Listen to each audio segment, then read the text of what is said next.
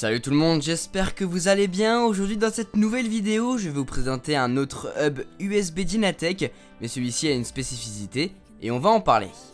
Voilà le package dans lequel il arrive, très simple avec sur le devant un aperçu du produit avec son nom et quelques spécifications.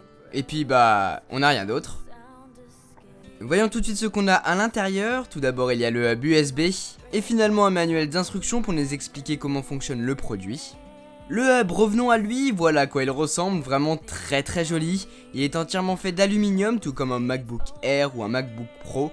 Enfin bref, c'est très beau. Il est tout petit aussi et très léger avec ses 95 grammes. Dessus, on a un câble USB pour bien sûr le relier à votre ordinateur. On a aussi 3 ports USB pour brancher ceux que vous voulez dessus, une clé USB, un disque dur, etc.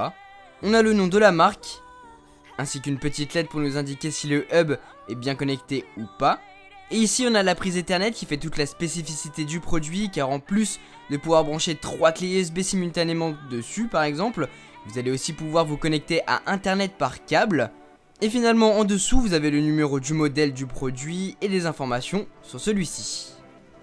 Vous savez qu'aujourd'hui les ordinateurs sont de plus en plus fins et de plus en plus légers, et en faisant ces prouesses techniques, les marques doivent forcément retirer des connectiques, de la batterie, etc. Et en général c'est les prises Ethernet, les prises HDMI, les prises USB qui en font les frais. Donc pour contrer ce manque considérable de ports, vous avez ce genre de hub qui existe. Personnellement j'ai un MacBook Pro de 17 pouces datant de 2010, donc j'ai toutes les connectiques qu'il me faut. Mais si vous avez un MacBook Air par exemple, ce produit vous sera grandement utile. Pour le faire fonctionner c'est tout simple, on le branche à notre ordi. On vérifie bien que la LED s'illumine. Si c'est le cas c'est tout bon.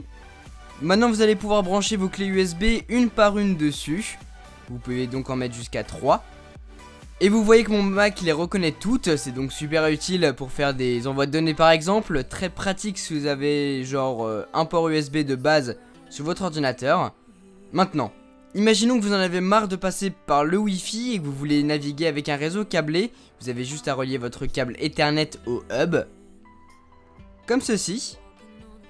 Ensuite, vous ouvrez les préférences réseau de votre Mac et vous attendez qu'il reconnaisse le câble Ethernet que vous venez de brancher. Et voilà.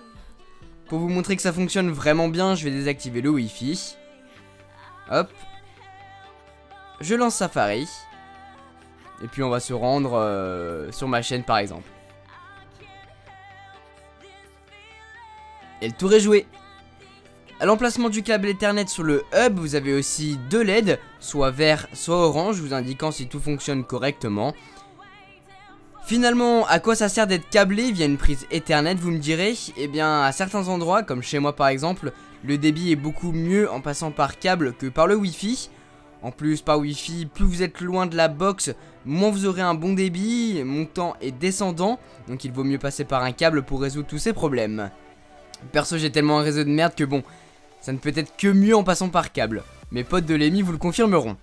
Voilà ce que je pouvais vous dire sur ce hub USB et Ethernet de chez Inatech. Il est vraiment parfait si vous n'avez pas beaucoup de connectiques USB sur votre ordinateur, comme je vous le disais. Et si vous avez besoin d'un port Ethernet, vous n'aurez pas besoin d'acheter un adaptateur chez Apple à plus de 50 €.